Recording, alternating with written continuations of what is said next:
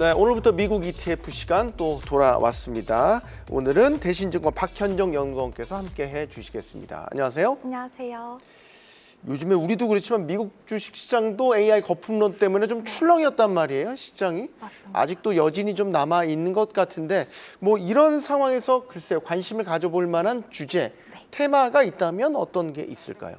주목해볼 만한 게 이제 저희가 최근에 한미 정상회담 이후로 트럼프 대통령이 네. 이제 한국에 이제 핵 잠수함 건조를 승인을 해줬습니다. 아니 이게 핵 추진 잠수함 건조를 승인했다. 네, 핵 추진 게 이제 잠수함을 정확할 것 같아요. 맞습니다. 핵 추진 잠수함을 건조를 승인을 해줬는데요. 네. 이제 조건으로서 달았던 게 이제 미국 내에서 건조를 해야 한다. 그렇죠. 미국 필라델피아 조선소에서 건조해라. 맞습니다. 그래서 사실 이런 것과 관련해서는 이제 저희가 우라늄 농축과 관련된 민감한 사안이 있어서 아직까지 구체적인 팩시트이 발표되진 않았지만 네. 미국 내에서 건조를 하게 된다면 결국에는 한미 사이의 기술 협력과 이제 군사 조달 계약을 통해서 진행이 될 텐데, 그렇기 때문에 이제 미국에서 좀 접근을 하실 때는 군사함 관련된 그런 관련주들을 주목을 하실 필요가 있다라고 보고 있습니다. 네.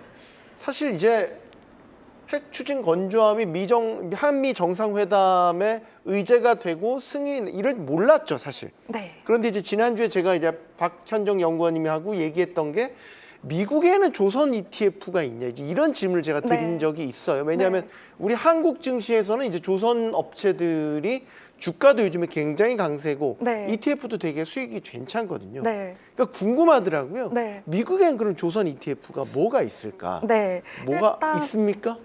일단 제가 지난주에 교수님의 해안에 너무 감탄을 했었고요. 일단 미국 내 아쉽게도 이제 국내 같은 경우에는 조선 관련된 ETF가 7개 정도가 상장이 없어요? 되어 있는데 미국은 없습니다. 그럼 제가 해안이 있는 게 아니죠. 해안이 없는 건데. 아닙니다. 하지만 이제 이제 군함 관련된 테마로서는 이제 저희가 투자를 해볼 만한 그런 상품은 있고, 그래서 오늘 한번 가져와 봤습니다. 네.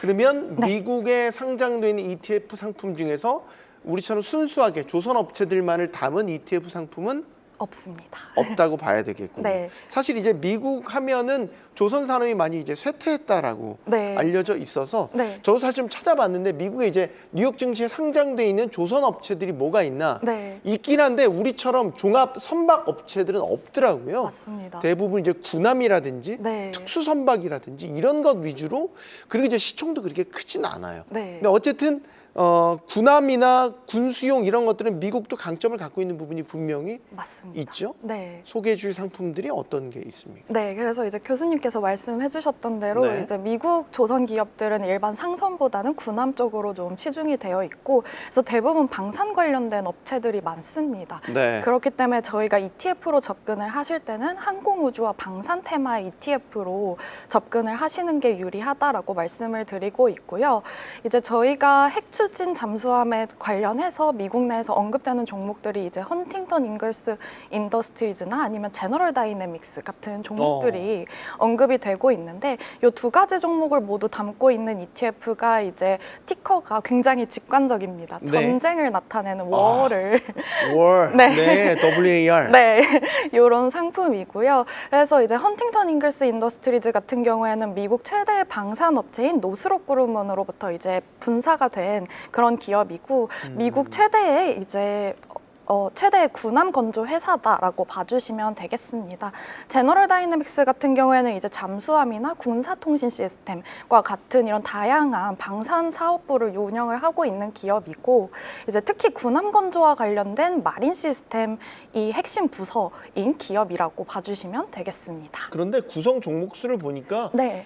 되게 일단 다양하고 어떤 특정 종목의 쏠림보다는 되게 균형감 있게 다양한 종목들을 담았다는 생각이 드는데, 맞습니다. 말씀하셨던 이제 뭐 제너럴 다이나믹스나 이런 데는 이제 우리도 한 번쯤은 들어봄직한 방산 업체들인데 네. 사실 저기 보니까 아까 마이크론도 네, 반도체 관련된 기업도 함께 들어 있습니다. 이게 티커명이 WAR1인데 네. 마이크론도 저기 담겨 있다고 보면은 네. 되게 뭐라 해야 되죠? 폭넓은 영역을 다 담고 있는 네, 어떻게 상품 아닌가요? 보면 이제 방산과 항공우주와 관련된 밸류체인 전반을 담고 있는 그런 ETF라고 봐주시면 되겠고요. 그래서 사실 핵추진 잠수함과 관련된 딱 완전히 정확한 ETF는 아니지만 네. 이제 개별 종목보다 ETF로 접근을 하고 싶다라는 투자자분들께 적합한 그런 상품이라고 봐주시면 되겠습니다. 이제 상품이 만들어진 지 그렇게 오래되진 않았네요. 1년이 채 되진 않았고. 네. 근데 이제 올해도 지금은 이제 뭐 전쟁이 좀 끝나가는 분위기지만 사실 올해 상반기만 해도 예를 들어 중동 전쟁이라든지 네. 지역적인 어떤 리스크들이 계속 불거지면서 전쟁 위기감이 고조됐었거든요. 맞습니다. 수익률이 궁금해서. 네. 수익률 같은 경우에도 이제 굉장히 많이 올라왔었고 네. 이제 연초 대비로 봤을 때는 이제 시장 대비 아웃퍼폼하는 그런 상황입니다. 알겠습니다. 자, 오늘 조선 관련 ETF와 직접적인 건 아니지만 일부 이 종목을 담아내고 있는 항공, 방산과 관련된 ETF, 직관적입니다. WAR ETF 상품에 대해서 알아봤습니다. 대신증권 박현정 연구원과 함께했습니다. 고맙습니다. 감사합니다.